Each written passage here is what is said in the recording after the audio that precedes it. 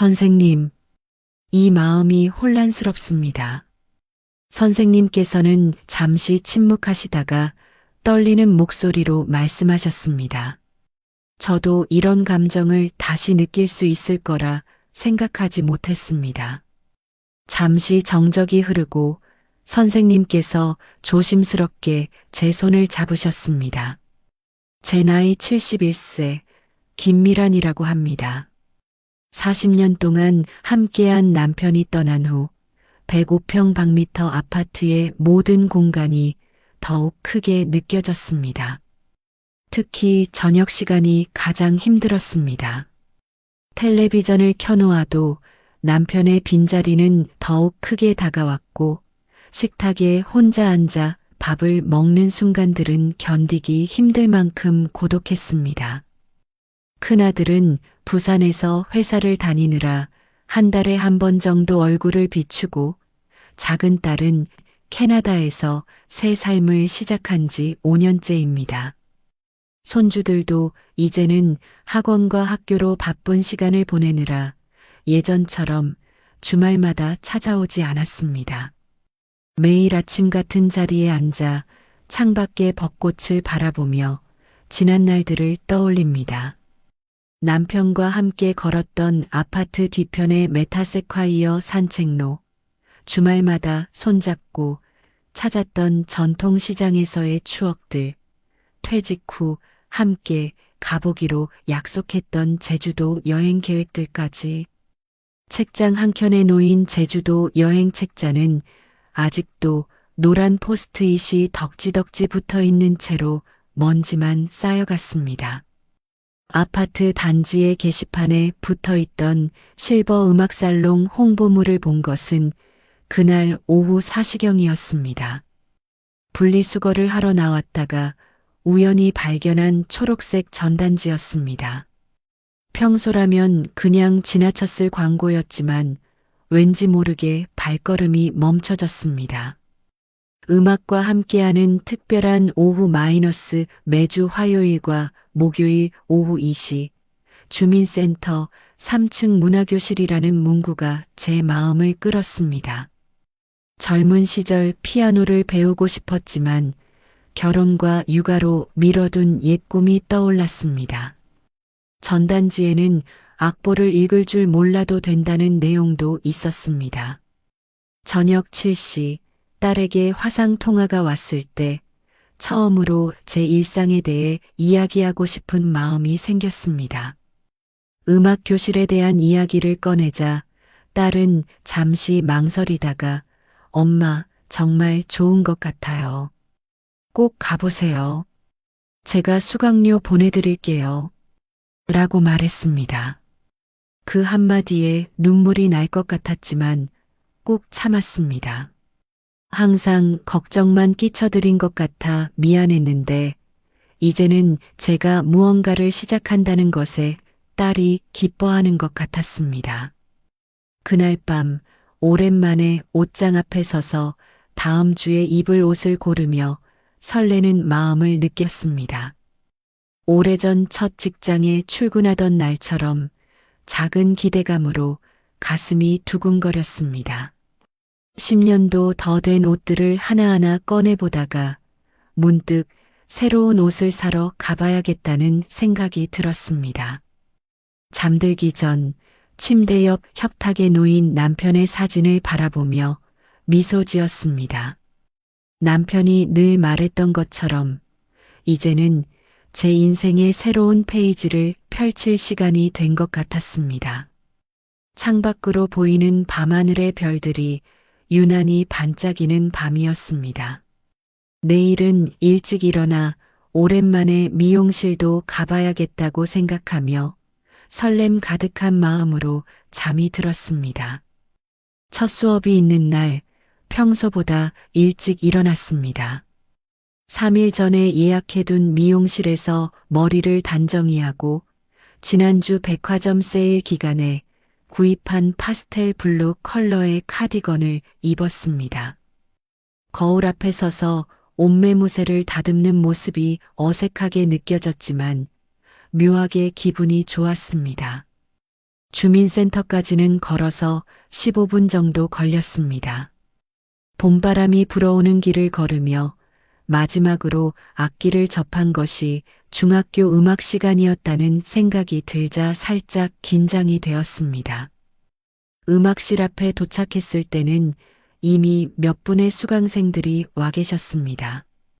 저와 비슷한 연배의 여성분들이었고 모두들 처음 오신 것 같아 보였습니다. 수업이 시작되고 문이 열리자 예상과는 다른 모습의 선생님이 들어오셨습니다.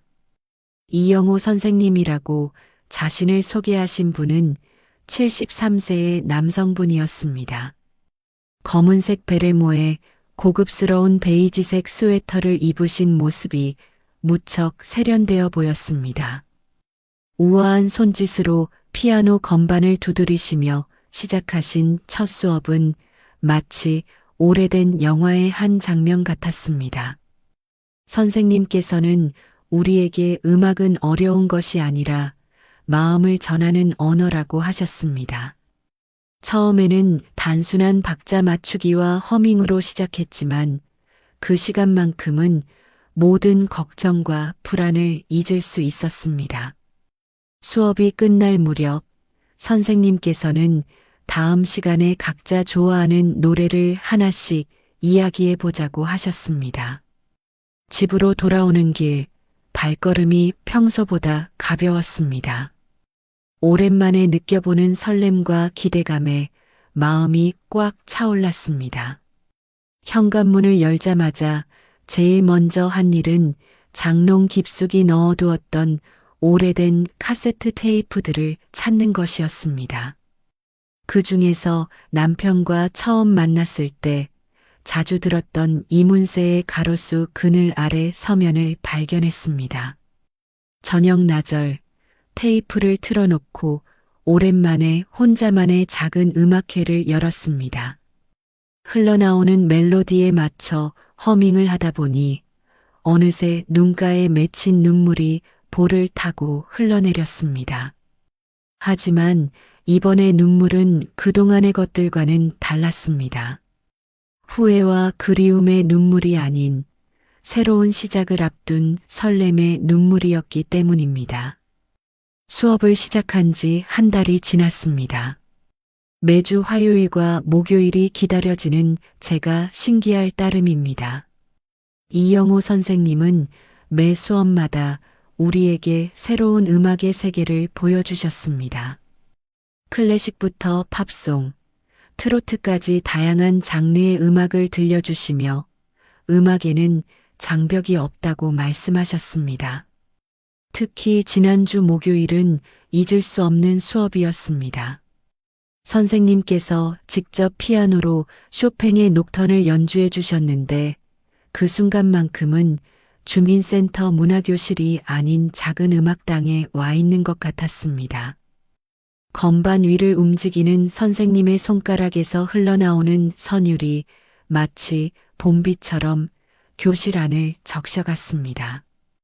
연주가 끝난 후 선생님께서는 젊은 시절 독일에서 음악을 공부하셨던 이야기를 들려주셨습니다.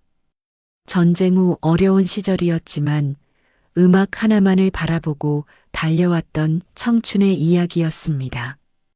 그 시절 이야기를 하시는 선생님의 눈빛이 유난히 반짝였습니다.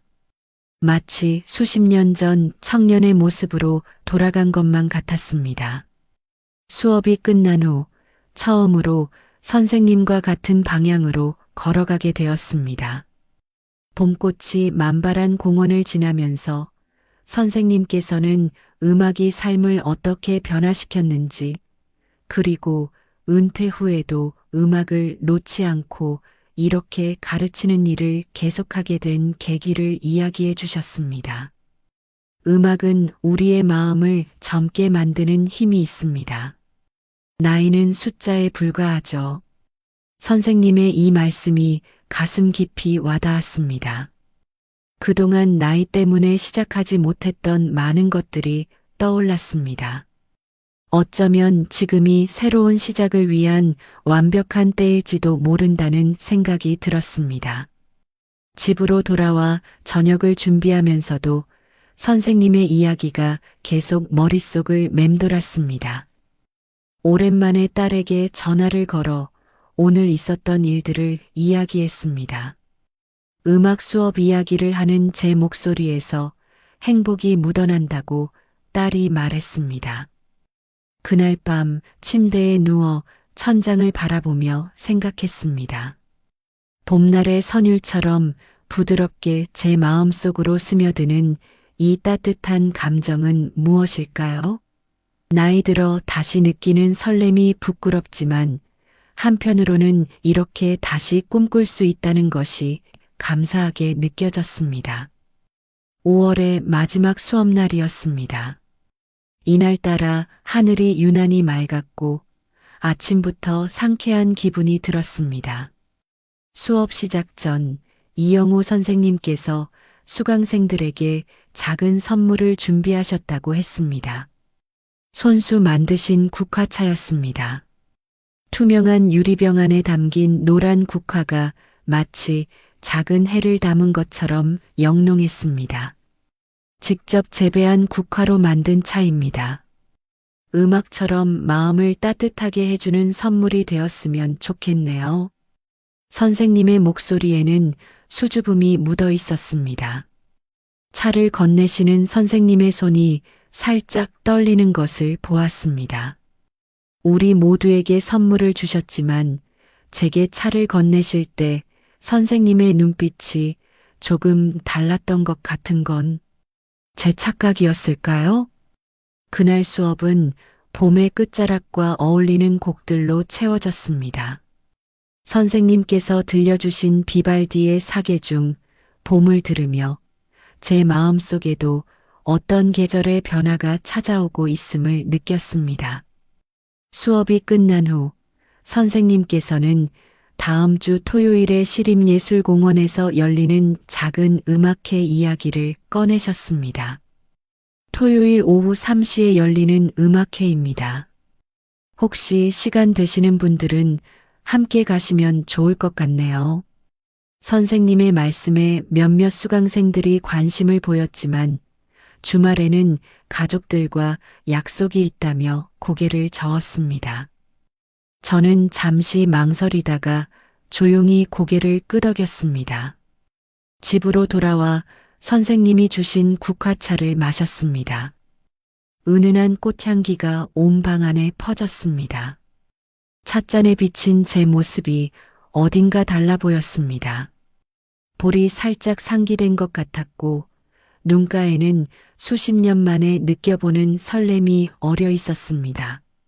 침대 옆 서랍을 열어 오래된 앨범을 꺼내 보았습니다. 20대 시절의 제 모습이 담긴 사진들을 보며 미소 짓다가 문득 화장대 앞에 앉았습니다. 서랍 깊숙이 간직해 두었던 오래된 립스틱을 꺼내 발랐습니다. 분홍빛이 도는 코럴 색상이 제 얼굴에 생기를 불어넣어 주었습니다. 토요일에 입을 옷을 고르며 제 마음은 이미 음악회장으로 달려가 있었습니다. 옷장 안에 원피스들을 하나하나 꺼내보다가 작년 큰딸의 결혼식 때 입었던 하늘색 원피스가 눈에 들어왔습니다. 그동안 특별한 날에만 입었던 옷이었지만 이번 주 토요일은 충분히 특별한 날이 될 것 같았습니다. 토요일 오후 하늘은 구름 한 점 없이 맑았습니다. 평소보다 일찍 일어나 머리를 정성스럽게 손질하고 얼굴에 가볍게 화장을 했습니다. 하늘색 원피스를 입고 거울 앞에 섰을 때 문득 제 모습이 낯설게 느껴졌습니다. 마치 오래도록 잠들어 있던 누군가가 깨어난 것 같았습니다. 시립예술공원에 도착하니 2시 40분이었습니다. 야외 음악당 앞 벤치에서 기다리고 있던 이영호 선생님은 제가 생각했던 것보다 더 멋진 모습이었습니다. 평소에 베레모 대신 파나마 햇을 쓰시고 아이보리색 린넨 셔츠에 베이지색 슬랙스를 입고 계셨습니다. 일찍 오셨네요. 선생님의 목소리에는 설렘이 묻어 있었습니다. 봄날의 햇살이 선생님의 음발을 비추어 반짝이게 만들었습니다. 음악회가 시작되기 전 우리는 공원을 산책했습니다. 선생님께서는 독일 유학 시절 드레스덴의 젠퍼 오페라 하우스에서 보았던 공연 이야기를 들려주셨습니다. 음악회는 모차르트의 아이네 클라인의 나우트 무지크로 시작되었습니다. 선생님과 나란히 앉아 음악을 듣는 동안 시간이 멈춘 것만 같았습니다. 간간히 불어오는 바람이 우리의 머리칼을 스치고 지나갔고 그 순간마다 선생님의 향수 냄새가 은은하게 전해져 왔습니다. 공연 중간에 선생님께서 몸을 숙여 제게 속삭이셨습니다. 이 곡은 제가 처음 피아노를 배우게 된 계기가 된 곡입니다. 그 말씀을 하시는 선생님의 눈빛에는 소년 같은 반짝임이 있었습니다. 저는 그 순간 깨달았습니다. 나이는 단지 숫자에 불과하다는 것을, 우리의 마음은 언제나 청춘이라는 것을. 음악회가 끝난 후 선생님께서는 근처 카페로 저를 안내하셨습니다. 오래된 재즈 음악이 흘러나오는 아늑한 공간이었습니다. 선생님께서 주문하신 얼그레이 티의 향기가 공간을 채웠고 저는 카모마일 티를 마시며 선생님의 이야기에 귀를 기울였습니다. 해가 저물어갈 무렵 선생님께서는 조심스럽게 말씀하셨습니다. 다음 주에는 제가 직접 연주하는 작은 음악회를 열려고 합니다. 미란 씨께서 꼭 와주셨으면 좋겠네요. 그 말씀을 하시는 선생님의 목소리에는 떨림이 있었습니다. 저는 아무 말도 할 수 없었지만 제 미소가 충분한 대답이 되었을 것입니다. 집으로 돌아오는 길, 하늘에는 첫 별이 반짝이고 있었습니다. 오늘의 모든 순간이 마치 꿈만 같았습니다. 현관문을 열기 전 문득 남편의 사진이 떠올랐습니다. 이런 행복한 순간을 느끼는 것이 죄스러울까 하는 생각도 들었지만 남편이라면 제가 다시 웃을 수 있게 된 것을 기뻐해 주었을 것 같았습니다. 음악회 다음 날 예정이 없던 큰아들의 방문이 있었습니다. 아들은 평소와 달리 굳은 표정으로 거실 소파에 앉았습니다. 어제 친한 이모님께서 공원에서 저를 목격했다는 이야기를 전해 들었다고 했습니다. 낯선 남자와 함께 있는 모습을 보셨다는 것이었습니다. 어머니, 그분이 누구시죠? 아들의 목소리에는 걱정과 불안이 섞여 있었습니다. 저는 천천히 이영호 선생님에 대해 이야기했습니다. 음악 수업에서 처음 만난 것, 선생님의 음악에 대한 열정, 그리고 어제의 음악회까지. 하지만 아들의 표정은 더욱 어두워졌습니다. 어머니, 아버지가 돌아가신 지 이제 겨우 2년이에요. 동네 사람들의 시선도 있고, 아들의 말에 가슴 한켠이 아려왔습니다. 제가 느끼는 이 설렘이 남편에 대한 배신일까요? 하지만 이것은 단순한 호감 이상도 이하도 아닌 음악을 매개로 한 순수한 교감이었습니다. 그날 저녁 캐나다에 있는 딸에게서 전화가 왔습니다. 오빠에게 전해 들은 이야기라며 조심스럽게 물었습니다. 엄마, 혹시 많이 외로우신 거예요? 딸의 걱정 어린 목소리에 눈물이 났습니다. 결혼 후 캐나다로 떠난 딸에 대한 그리움, 갑자기 떠나버린 남편에 대한 상실감, 그리고 이제 막 피어나려는 새로운 감정에 대한 혼란스러움이 한꺼번에 밀려왔습니다. 다음 날 아침 평소처럼 베란다에 앉아 커피를 마시며 생각에 잠겼습니다. 창밖으로 보이는 하늘은 여전히 푸르렀고 새들은 평온하게 지저귀고 있었습니다. 문득 선생님께서 들려주셨던 쇼팽의 녹턴이 떠올랐습니다. 그 잔잔한 선율처럼 제 마음도 조금씩 평온을 찾아가고 있었습니다. 수요일 아침 문자 한 통이 왔습니다. 이영호 선생님께서 보내신 것이었습니다. 내일 수업에서 들려드리고 싶은 곡이 있습니다. 꼭 와주시길 바랍니다. 간단한 문자였지만 제 마음은 다시 한번 흔들렸습니다. 이제 와서 물러설 수는 없었습니다.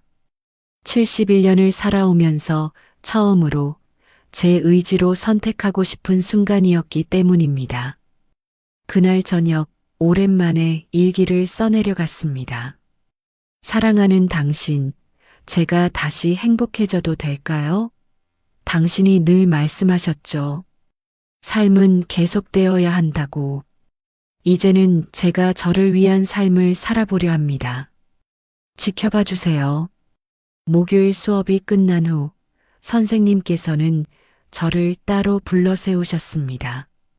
주말의 작은 음악회는 사실 저를 위한 개인 연주회라고 말씀하셨습니다. 문화센터 피아노실에서 저녁 7시에 시작된다고 했습니다.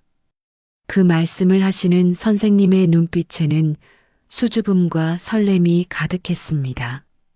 토요일 저녁 문화센터로 향하는 발걸음이 무척 가벼웠습니다.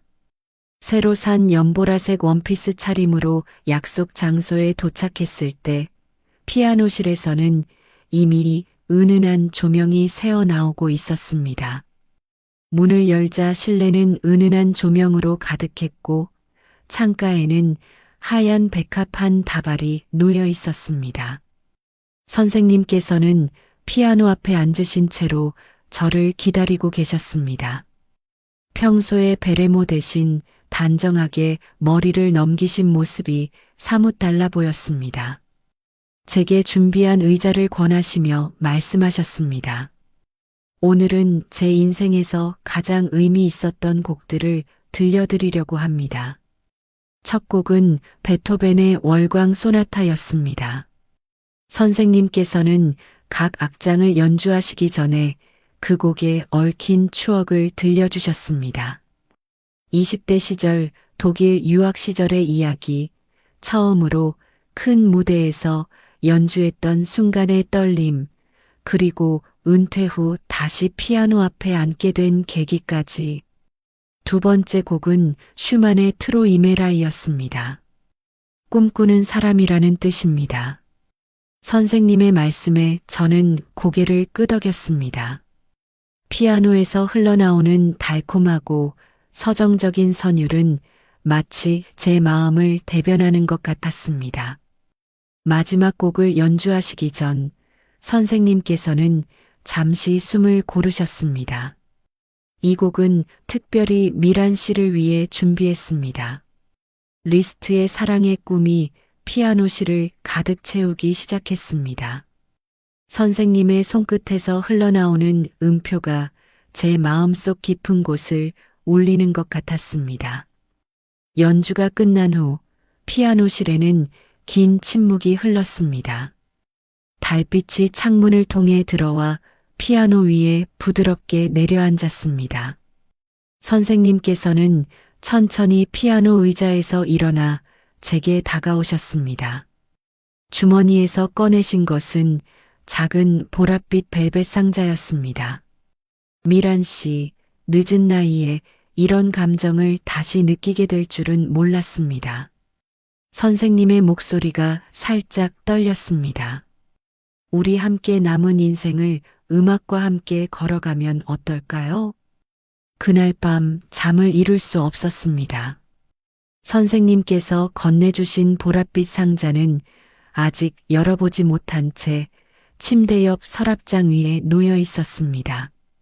창밖으로 보이는 달빛이 유난히 밝았고 멀리서 들려오는 기차 소리가 제 심장 소리처럼 들렸습니다. 새벽녘 결국 잠들지 못한 채로 거실로 나왔습니다. 커피를 한 잔 내려 베란다에 앉았습니다.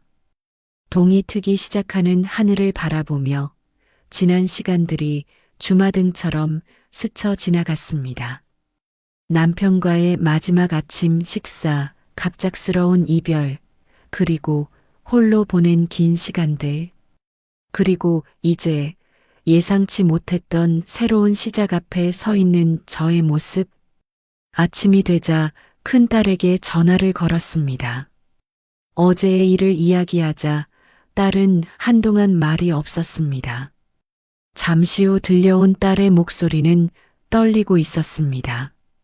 엄마, 행복하세요?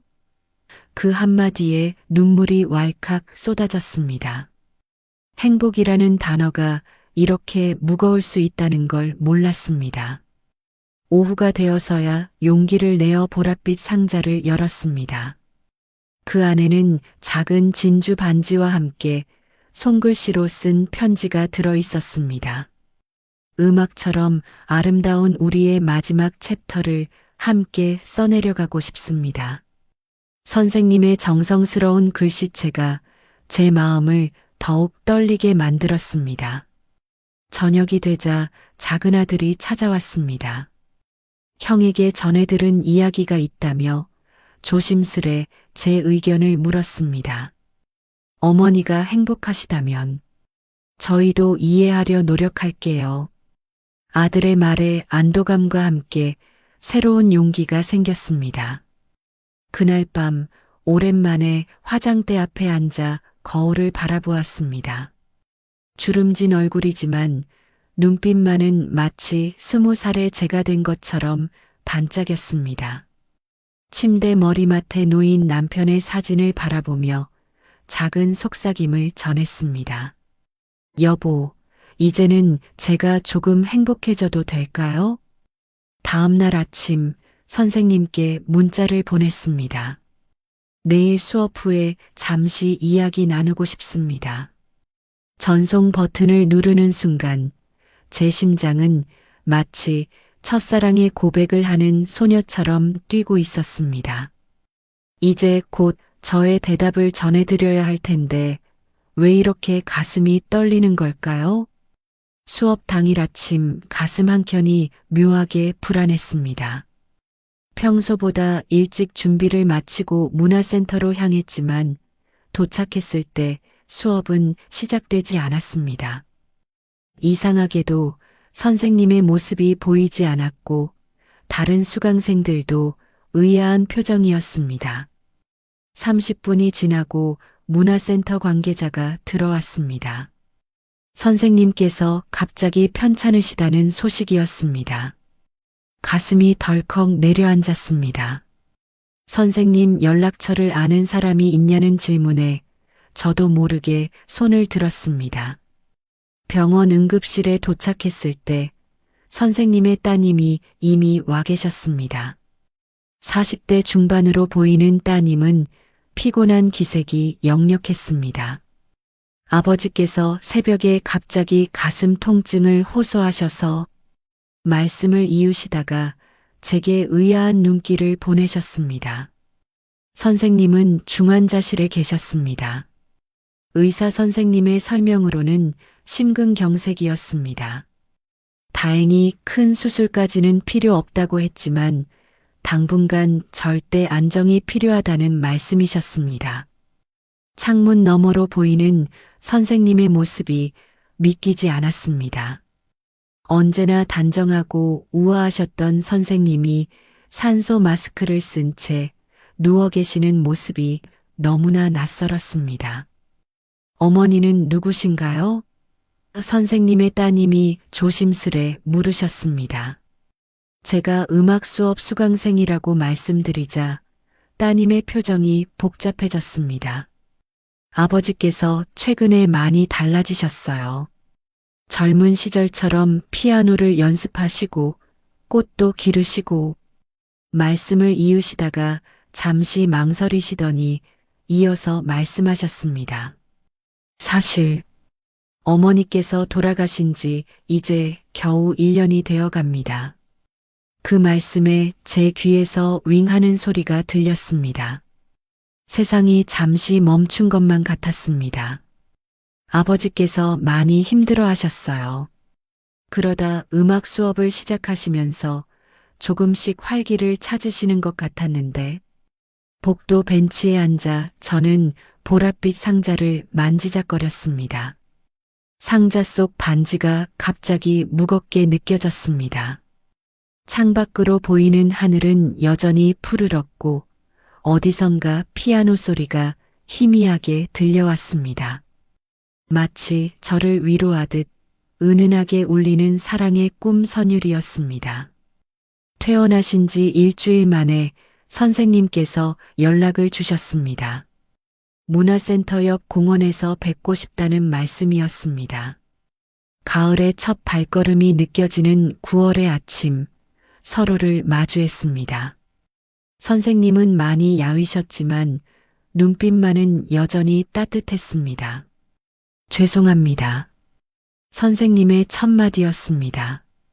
제가 이기적이었던 것 같습니다. 선생님의 목소리는 떨리고 있었습니다. 저는 말없이 보랏빛 상자를 건넸습니다.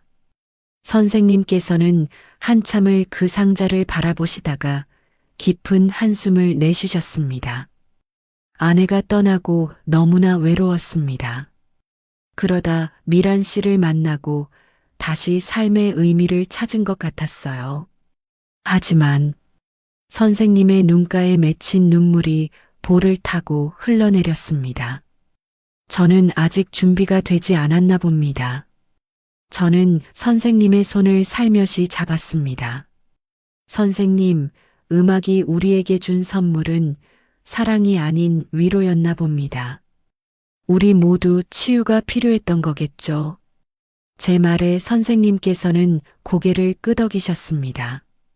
그날 오후 선생님께서는 마지막 곡을 들려주셨습니다. 슈베르트의 겨울 나그네 중 보리수였습니다. 쓸쓸하지만 아름다운 선율이 가을 공원을 가득 채웠습니다. 떨어지는 낙엽들이 우리의 이야기에 귀 기울이는 것만 같았습니다. 다음 주부터 음악 수업은 다른 선생님께서 맡아주신다고 합니다. 선생님께서는 당분간 휴식이 필요하다며 따님이 계신 미국으로 잠시 떠나신다고 했습니다. 지금도 가끔 창가에 앉아 커피를 마실 때면 그때의 선율이 떠오릅니다. 서로의 상처를 위로하며 잠시 스쳐간 우리의 짧은 봄날. 그것은 실수도 실패도 아닌 인생이라는 긴 악장 속 아름다운 간주였나 봅니다. 얼마 전 딸에게서 온 편지에는 이런 구절이 있었습니다. 엄마의 용기가 참 아름다웠어요. 다시 시작할 수 있다는 걸 보여주셔서 감사해요. 이제는 알 것 같습니다. 사랑은 때로는 시작하는 것보다 놓아주는 것이 더 큰 의미를 가질 수 있다는 것을. 창밖으로 단풍이 물들기 시작했습니다. 이제 저는 새로운 악보를 펼치려 합니다. 이번에는 제 인생이라는 곡을 직접 작곡해 보려 합니다. 비록 서툴고 어설픈 선율이겠지만 그래도 이제는 제가 주인공인 이야기를 만들어가고 싶습니다. 남편과 선생님, 그리고 제게 주어진 모든 순간들에 감사하며 오늘도 저는 일상이라는 피아노 앞에 앉습니다. 창 너머로 들려오는 가을 바람 소리가 마치 누군가의 연주처럼 아름답게 들립니다. 저는 박순희입니다. 올해로 69이 되었네요. 30년간 초등학교 교단에 서다가 4년 전 정년퇴직을 했습니다. 아이들의 웃음소리가 그립지만 이제는 제 시간을 갖는 것도 나쁘지 않다고 생각합니다. 3년 전 남편은 긴 투병 생활 끝에 제 곁을 떠났습니다. 33년간의 결혼 생활 동안 한 번도 큰 다툼 없이 살았던 참 좋은 사람이었죠. 아픈 기억보다는 행복했던 순간들만 떠올리려 노력하지만 가끔 밤이면 서랍 속에 고이 모셔둔 남편의 마지막 처방전을 꺼내보곤 합니다. 딸 미정이는 대기업에 다니는 워킹맘입니다. 바쁜 와중에도 주말마다 손주들과 함께 찾아오지만 혼자 보내는 평일이 더 많습니다. 텔레비전을 켜놓아도 라디오를 틀어놓아도 적막감은 쉽게 가시지 않았죠. 그러던 어느 날 아파트 게시판에서 시니어 사진 동호회 모집 공고를 보았습니다. 사진이라. 젊었을 때는 한 번도 제대로 배워본 적 없는 분야였습니다. 교사 생활을 하면서 학급 앨범용 사진을 찍을 때면 늘 흔들렸던 기억밖에 없네요. 망설이다가 용기를 내어 주민센터에 전화를 걸었습니다. 처음이라 아무것도 모르는데 괜찮을까요? 제 걱정 어린 목소리에 담당자는 웃으며 대답했습니다. 괜찮아요. 우리 모두 처음은 있었으니까요. 첫 모임 날 떨리는 마음으로 주민센터 3층 문화교실에 도착했습니다. 문을 열자 10여 명의 어르신들이 이미 자리에 앉아 계셨습니다. 그 중에서 한 분이 유독 눈에 띄었습니다. 까만 베레모에 검정 터틀넥을 입은 분이었는데 마치 젊은 시절 영화에서 보았던 예술가처럼 멋있어 보였습니다. 자, 이제 새로 오신 분들 소개해 주시죠. 강사님의 말씀에 저는 조심스레 일어섰습니다. 그런데 그때 베레모를 쓴 그분도 함께 일어나셨습니다. 우리는 그렇게 같은 날, 같은 시간에 새로운 시작을 맞이했습니다. 그분의 이름은 최동길이었습니다. 전직 사진작가라고 자신을 소개하셨죠. 오랫동안 카메라를 놓았다가 다시 잡게 되었습니다. 이제는 제가 보는 세상을 다른 분들과 나누고 싶어서요. 그 말씀을 하실 때의 부드러운 미소가 아직도 선명히 기억납니다. 집으로 돌아오는 길, 오랜만에 거울을 유심히 들여다보았습니다. 흰 머리카락이 조금 더 늘었고 주름도 더 깊어진 것 같았지만 눈가에는 오랜만에 보는 설렘이 어려 있었습니다. 내일은 무슨 옷을 입고 가면 좋을까 하는 생각을 하는 제 모습이 조금은 낯설었습니다. 두 번째 모임 날이었습니다. 이번에는 실제로 카메라를 만져보는 시간이었습니다. 딸이 선물해준 미러리스 카메라를 조심스럽게 꺼내 들었지만 버튼 하나 누르기가 망설여졌습니다. 그때 누군가 제 옆자리에 앉았습니다. 최동길 씨였습니다. 처음엔 다들 그러셨어요. 저도 첫 카메라를 잡았을 때가 생각나네요. 1972년이었을 겁니다. 흑백 필름 카메라로 시작했죠. 부드러운 목소리로 말씀하시며 제 카메라를 살펴보셨습니다. 손가락으로 천천히 각각의 버튼을 짚어가며 설명해 주셨습니다. 수업은 주민센터 앞 작은 공원에서 진행되었습니다. 봄날의 햇살이 따스했고 벚꽃잎이 하늘하늘 떨어지고 있었습니다. 자연스러운 순간을 담으려면 기다림이 필요합니다. 최 선생님의 말씀이 가슴에 와닿았습니다.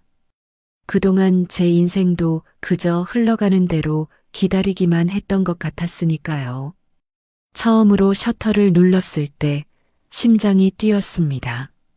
화면을 확인해 보니 흔들린 벚꽃 사진이 찍혀 있었습니다. 괜찮습니다.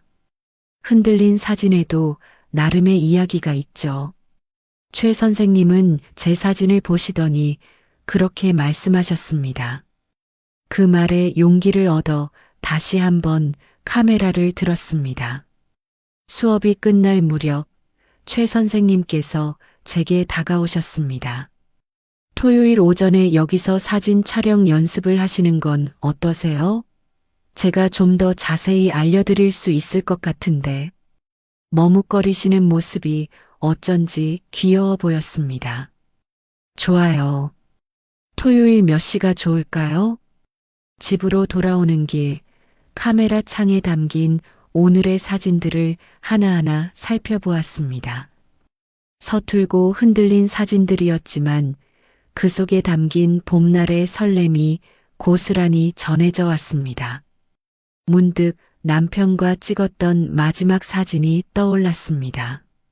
병원 벤치에 나란히 앉아 찍은 그 사진 속에서 우리는 환하게 웃고 있었죠. 오늘 밤에는 평소보다 일찍 이불을 폈습니다. 내일은 일찍 일어나 공원의 아침 풍경을 담아보고 싶었거든요. 잠들기 전 카메라 옆에 놓인 메모장에 적어보았습니다. 인생의 아름다운 순간들은 마치 사진을 찍듯 그렇게 불현듯 찾아오는 걸까? 토요일 아침 일찍 거울 앞에 섰습니다. 평소보다 조금 더 신경 써서 옷을 골랐습니다. 하늘색 카디건에 흰색 블라우스, 단정한 베이지색 면바지를 입었습니다. 머리도 평소보다 더 꼼꼼히 손질했죠. 문득 거울 속 제 모습이 마치 첫 부임 날의 젊은 교사 같아 보여 살짝 웃음이 났습니다. 공원에 도착하니 아침 안개가 막 걷히는 참이었습니다. 최 선생님은 이미 와 계셨습니다. 오늘은 베레모 대신 챙이 넓은 모자를 쓰고 계셨는데 마치 영화 속 작가 같은 모습이었습니다. 아침 일찍 나오시기 힘드셨을 텐데 걱정스러운 목소리로 말씀하시는데 손에는 따뜻한 아메리카노 2잔이 들려 있었습니다. 이 시간의 빛이 가장 아름답거든요. 사진은 빛을 담는 예술이니까요. 최 선생님은 제게 카메라의 조리개와 셔터 스피드에 대해 설명해 주셨습니다. 어려운 용어들이었지만 선생님의 설명은 마치 동화책을 읽어주시는 것처럼 따뜻했습니다. 사진은 마음으로 찍는 거예요. 기술은 그저 도구일 뿐이죠. 벤치에 나란히 앉아 찍은 사진들을 살펴보는데 문득 최 선생님께서 말씀하셨습니다. 제가 작년까지 운영하던 작은 갤러리가 있었어요. 아내와 함께 꾸려온 곳이었죠. 잠시 말을 멈추시더니 먼 산을 바라보셨습니다. 아내가 떠나고 나서는 카메라를 만질 수가 없었어요. 그런데 이제는 다시 시작해보고 싶어졌습니다. 저는 조용히 귀 기울였습니다. 최 선생님의 이야기 속에는 깊은 그리움이 담겨 있었습니다. 마치 흑백 사진처럼 선명한 명암이 느껴졌죠. 그래서 이번에 새로 갤러리를 열어보려고 해요. 작은 전시회부터 시작하려고요. 점심시간이 되어 근처 분식집에 들어갔습니다. 김치볶음밥을 먹으며 나눈 이야기는 불편함 없이 자연스러웠습니다. 최 선생님은 젊은 시절 유럽을 여행하며 찍은 사진들에 대해 이야기해 주셨고, 저는 교직 생활 동안 있었던 재미있는 일화들을 들려드렸습니다. 헤어질 때쯤 최 선생님께서 조심스럽게 말씀하셨습니다. 다음 주에 벚꽃이 만개할 것 같은데 혹시 저와 함께 야외 촬영을 가보시는 건 어떠세요? 저는 잠시 망설이다 고개를 끄덕였습니다. 집으로 돌아와 오늘 찍은 사진들을 정리하면서 문득 깨달았습니다. 제가 찍은 사진 속에 최 선생님의 뒷모습이 유독 많이 담겨 있다는 것을요. 카메라 렌즈를 들여다보시는 진지한 옆모습, 벤치에 앉아 먼 곳을 바라보시는 모습, 그리고 그 모든 사진 속에서 봄날의 햇살이 그분의 실루엣을 부드럽게 감싸고 있었습니다. 약속한 날 아침 일찍부터 하늘이 맑았습니다. 최 선생님께서 차로 데리러 오신다고 하셨지만 괜히 폐를 끼치는 것 같아 지하철역에서 만나자고 말씀드렸습니다. 역 앞에서 기다리고 있자니 은색 승용차 한 대가 멈춰 섰습니다. 이런 날 대중교통은 너무 붐빌 텐데요. 창문을 내리고 미소 짓는 최 선생님의 모습이 평소보다 더 다정해 보였습니다. 차에 오르자 은은한 클래식 음악이 흘러나왔습니다. 쇼팽의 녹턴입니다. 사진을 찍을 때 듣는 제 페이버릿 곡이에요. 도시 근교의 수목원으로 향하는 길, 우리는 많은 이야기를 나누었습니다. 최 선생님은 젊은 시절 다큐멘터리 작가로 일하셨다가 후에 개인 갤러리를 운영하게 된 이야기를 들려주셨습니다. 그러다 문득 한숨을 쉬시며 말씀하셨습니다. 요즘 들어 가끔 실수를 하네요. 어제는 카메라 렌즈를 어디 뒀는지 한참을 찾았어요. 수목원에 도착하자 벚꽃이 절정이었습니다. 하얀 꽃잎들이 봄바람에 흩날리는 모습이 마치 눈이 내리는 것 같았습니다. 최 선생님은 제게 역광으로 사진 찍는 방법을 가르쳐 주셨습니다. 빛을 등지고 찍으면 실루엣이 아름답게 나와요. 마치 인생처럼요. 때론 어두운 곳에서 빛을 바라봐야 더 선명하게 보이는 법이니까요. 점심으로 도시락을 준비해 오셨다며 벤치로 이끄셨습니다. 정성스럽게 싼 김밥과 샌드위치, 과일까지. 혼자 사는 남자가 이 정도는 할 수 있어야죠. 쑥스러운 듯 웃으시는 모습에 제 마음이 다 따뜻해졌습니다. 오후가 되자 최 선생님의 안색이 갑자기 안 좋아지셨습니다. 머리가 아프다고 하시면서 잠시 벤치에 앉아 쉬셨습니다. 죄송해요. 요즘 들어 이런 증상이 자주 있네요.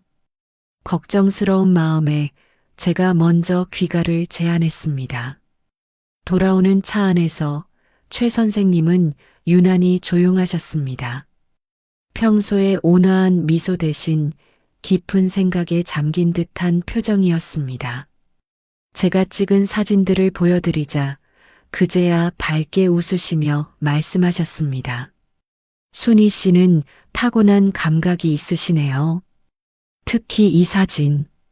벚꽃이 떨어지는 순간을 정확히 포착하셨어요. 집 앞에 내려주시며 최 선생님께서 말씀하셨습니다. 다음 주에 제 갤러리 오픈 준비를 시작하려고 해요. 혹시 함께 도와주실 수 있을까요? 망설임 없이 고개를 끄덕였지만 왠지 모를 불안감이 가슴 한켠을 스쳤습니다. 차에서 내리며 본 최 선생님의 뒷모습이 오늘따라 유난히 외로워 보였기 때문입니다. 갤러리 준비는 생각보다 복잡했습니다.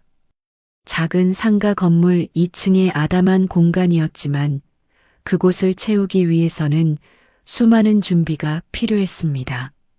최 선생님은 수십 년간 찍으신 사진들을 하나하나 고르고 계셨고 저는 그 옆에서 액자 크기와 배치를 상의드렸습니다. 이 사진은 1980년 파리에서 찍은 거예요.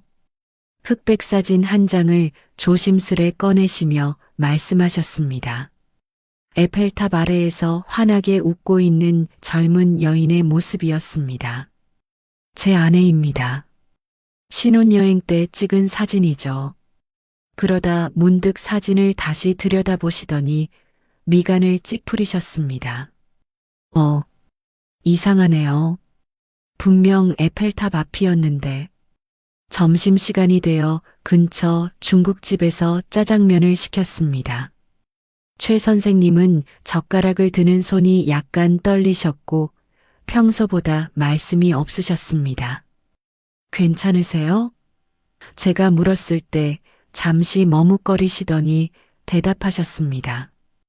다음 주에 병원에 가보려고 해요.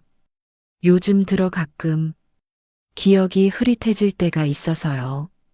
오후에는 액자를 걸기 시작했습니다.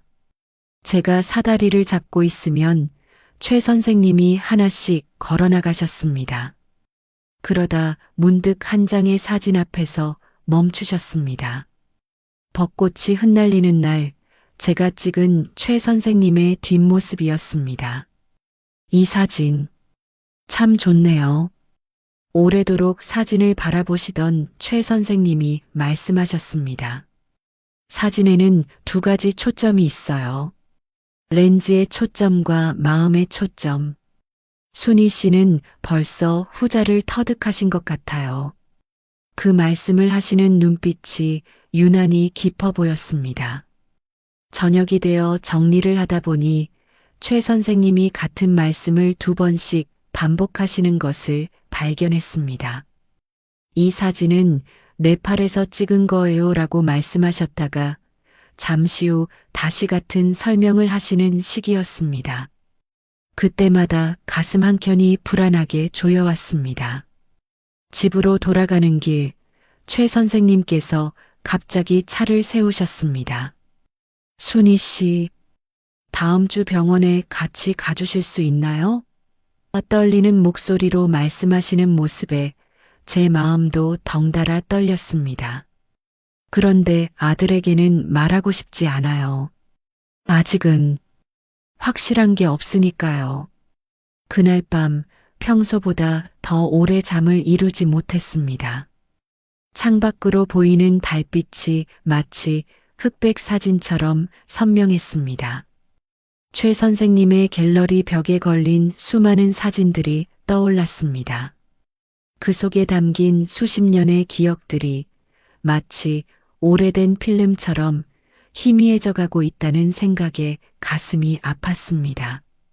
대학병원 신경과 진료실 앞, 저는 최 선생님의 떨리는 손을 꼭 잡고 있었습니다.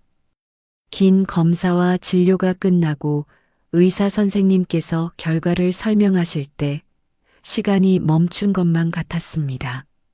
초기 알츠하이머입니다. 그 말이 무겁게 가슴에 내려앉았습니다. 진료실을 나와 병원 정원 벤치에 앉았습니다. 봄바람이 불어오는데도 왠지 모르게 온몸이 차갑게 느껴졌습니다.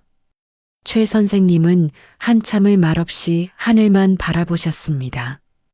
그러다 천천히 가방에서 카메라를 꺼내셨습니다. 순희 씨, 저를 한번 찍어주시겠어요? 아직 제가 저인 이 모습을. 목소리가 떨리셨습니다. 기억이 사라지기 전에 제가 누구인지 기록해두고 싶어서요. 카메라를 들어올리는 제 손이 떨렸습니다. 파인더 너머로 보이는 최 선생님의 모습이 눈물에 흐려졌습니다. 지난밤에 꿈을 꿨어요. 최 선생님이 조용히 말씀을 이어가셨습니다. 제가 찍은 모든 사진들이 하나둘 지워지고 있었어요. 마치 오래된 필름이 녹아내리듯이. 그런데 이상하게도 순희 씨와 찍은 최근의 사진들은 선명하게 남아있더군요. 집으로 가는 차 안에서 최 선생님은 갑자기 길을 잃어버리셨습니다. 늘 다니던 길인데도 어디로 가야 할지 혼란스러워 하셨습니다. 제가 조심스레 길을 알려드리는데 갑자기 차를 세우시더니 핸들에 고개를 묻으셨습니다. 미안해요, 순희 씨. 이런 모습을 보여드리게 되어. 그 말씀을 끝으로 최 선생님은 조용히 우셨습니다. 저는 아무 말도 할 수 없었습니다. 그저 조용히 어깨를 감싸 안아 드렸을 뿐입니다. 차창 밖으로 석양이 지고 있었고 우리의 그림자는 길게 늘어져 하나로 겹쳐졌습니다. 저녁이 되어서야 최 선생님을 댁까지 모셔다 드렸습니다. 현관 앞에서 최 선생님이 제 손을 꼭 잡으셨습니다. 내일은 갤러리에서 뵐 수 있을까요? 그 말씀에 제가 대답했습니다. 네, 물론이죠. 제가 더 일찍 가서 기다리고 있을게요. 집으로 돌아와 컴퓨터에 오늘 찍은 사진을 옮겼습니다. 병원 벤치에 앉아 계신 최 선생님의 모습이 화면에 떠올랐습니다. 여전히 단정하고 우아한 모습이셨지만 눈빛에 깃든 불안과 두려움이 고스란히 전해져 왔습니다. 사진 한 장에 이렇게 많은 이야기가 담길 수 있다는 것을 그날 처음 알았습니다. 밤이 깊어 침대에 누웠지만 잠은 오지 않았습니다. 창밖으로 별들이 유난히 밝게 빛났습니다. 문득 최 선생님께서 하신 말씀이 떠올랐습니다. 사진은 시간을 멈추는 마법이에요. 그래서 저는 결심했습니다. 최 선생님의 기억이 희미해져 가는 만큼 제가 더 많은 순간들을 사진에 담아두기로. 갤러리 오픈이 일주일 앞으로 다가왔습니다. 최 선생님은 평소와 다름없이 사진을 고르고 배치하는 일에 열중하셨지만 가끔 같은 사진을 반복해서 거르려 하시거나 방금 한 이야기를 다시 하실 때가 있었습니다. 그럴 때마다 저는 마치 아무 일도 없었다는 듯 자연스럽게 도와드렸습니다. 이 사진은 언제 찍으신 거예요? 제가 물으면 최 선생님은 잠시 생각에 잠기셨다가 이야기를 시작하셨습니다. 기억을 더듬어가며 천천히 말씀하실 때면 마치 오래된 필름을 조심스레 현상하는 것처럼 느껴졌습니다. 어느 날 최 선생님께서 낡은 앨범 하나를 들고 오셨습니다. 이건 제가 아내와 함께 찍은 마지막 사진들이에요. 떨리는 손으로 페이지를 넘기시며 말씀하셨습니다. 이상하게도 이 사진들은 선명하게 기억나요. 아내가 미소 짓던 모습, 마지막으로 잡았던 손의 온기까지. 점심시간이 되어 테이블에 도시락을 펼쳤습니다. 최 선생님은 제가 싸온 도시락을 보시더니 문득 말씀하셨습니다. 순희 씨, 제가 정신이 온전할 때 꼭 하고 싶은 말이 있어요. 그러나 그 말씀은 끝내 이어지지 않았습니다. 대신 먹다 남은 김밥을 정성스레 포장해 주시며 웃으셨습니다. 오후에는 갤러리 초대장 문구를 함께 고르고 있었습니다. 최 선생님은 자꾸만 시계를 보시더니 갑자기 안색이 어두워지셨습니다. 오늘이 며칠이죠? 달력을 보시고는 한숨을 쉬셨습니다. 아들 생일인데 완전히 잊고 있었네요. 저는 조용히 일어나 케이크를 사러 나갔습니다. 돌아와 보니 최 선생님은 갤러리 한켠에서 전화를 하고 계셨습니다. 준호야, 미안하다. 아버지가 요즘 기억력이 많이 떨어져서. 떨리는 목소리를 듣고 있자니 제 마음도 무거워졌습니다. 해가 저물 무렵 최 선생님께서 저를 불러 세우셨습니다. 갤러리 벽면에 새로 걸린 사진들 중에는 제가 찍은 것들도 있었습니다. 이 사진들을 보면서 생각했어요. 순희 씨는 제게 새로운 시각을 알려주셨어요. 늘 피사체만 바라보다가 이제는 그 뒤에 숨은 이야기도 보게 되었거든요.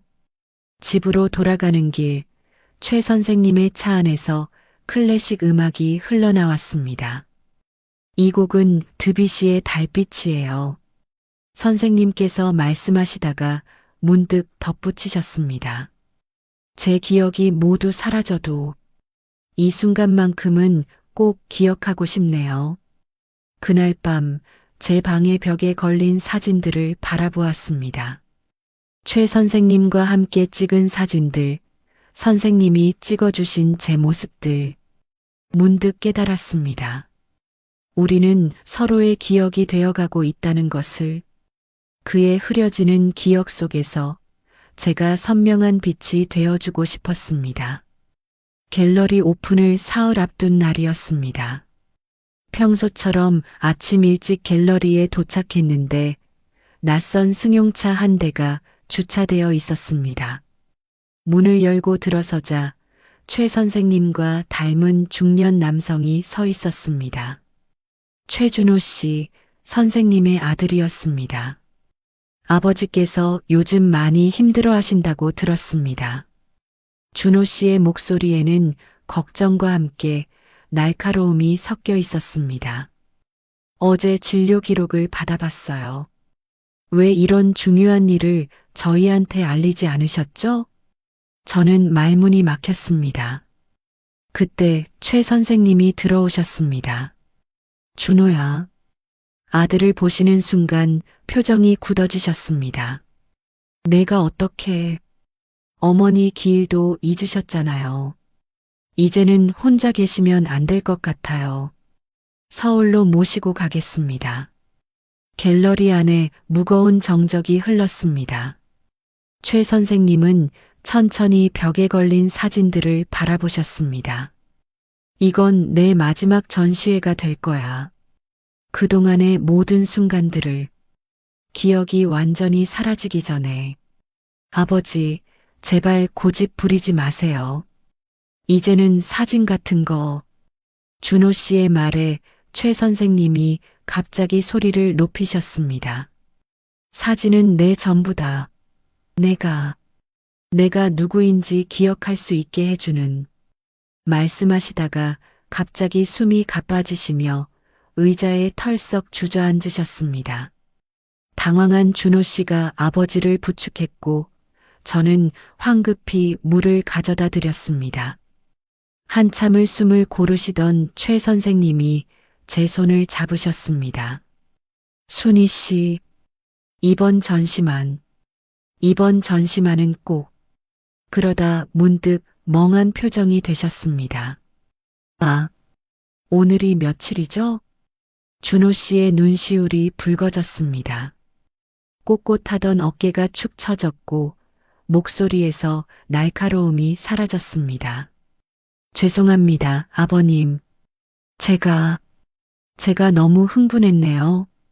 그날 저녁 준호 씨는 전시회까지만 기다려보겠다고 했습니다. 대신 매일 간병인이 오후에 찾아오기로 했고 전시회가 끝나면 서울 병원으로 전원하기로 했습니다. 집으로 돌아오는 길 가로등 불빛이 유난히 흐려 보였습니다. 걸음을 멈추고 하늘을 올려다보았습니다. 검은 구름 사이로 달빛이 희미하게 새어나왔습니다. 마치 최 선생님의 기억처럼 점점 흐려지면서도 끝내 사라지지 않으려 애쓰는 것만 같았습니다. 현관문 앞에 서서 한참을 망설였습니다. 딸에게 전화를 걸까 하다가 그만두었습니다. 대신 오래된 앨범을 꺼내 남편과 찍은 마지막 사진들을 보았습니다. 그리고 처음으로 제 마음을 고백했습니다. 여보, 난 지금 누군가를 사랑하고 있나 봐요. 그런데 그분은 곧 저처럼 홀로 남겨질 추억이 되어버릴 것 같아요.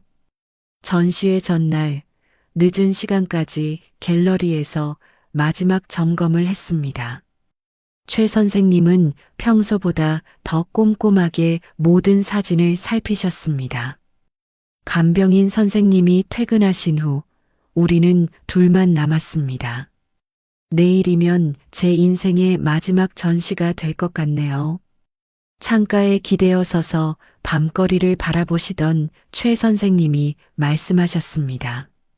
평생 카메라로 세상을 담아왔는데 이제는 제 기억 속의 세상이 조금씩 지워지고 있어요. 선생님께서 책상 서랍에서 무언가를 꺼내셨습니다. 오래된 라이카 카메라였습니다.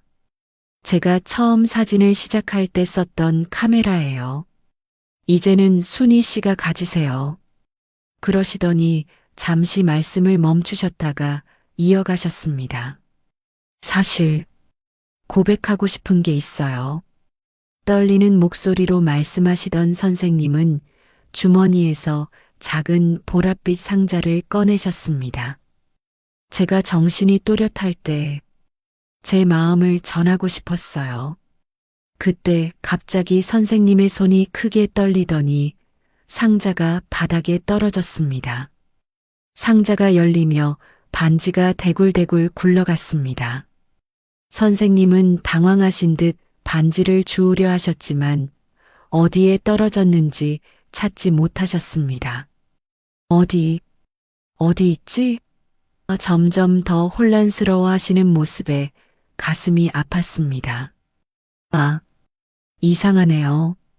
방금 전까지 분명히 말씀하시던 선생님의 눈에 눈물이 고였습니다. 기억이 자꾸 사라져가요. 마치 오래된 필름이 타들어가는 것처럼. 저는 조용히 선생님 곁으로 다가가 그분의 떨리는 손을 잡았습니다. 괜찮아요. 제가 찾아드릴게요. 바닥을 살피다 창가 아래에서 반지를 발견했습니다. 달빛에 반사된 작은 다이아몬드가 은은하게 빛났습니다. 순희 씨, 선생님께서 제 이름을 부르셨습니다. 전시회가 끝나면 서울로 가야 해요. 준호가 좋은 병원을 알아봤대요. 잠시 말씀을 멈추셨다가 이어가셨습니다. 하지만 그 전에 우리 마지막으로 한 장의 사진을 더 찍을까요? 선생님은 삼각대를 세우고 타이머를 설정하셨습니다. 우리는 갤러리 안의 사진들을 배경으로 나란히 섰습니다. 마지막 순간까지도 전문가다운 모습으로 구도를 잡으시던 선생님이 셔터가 눌리기 직전 제 손을 살며시 잡으셨습니다. 이 순간만큼은 절대 잊지 않을게요. 그날 밤 집으로 돌아와 보랏빛 상자를 열어보았습니다. 그 안에는 반지와 함께 작은 편지가 들어 있었습니다. 떨리는 손으로 편지를 펼쳤습니다. 당신은 제 인생의 마지막 필름이 되어주셨습니다.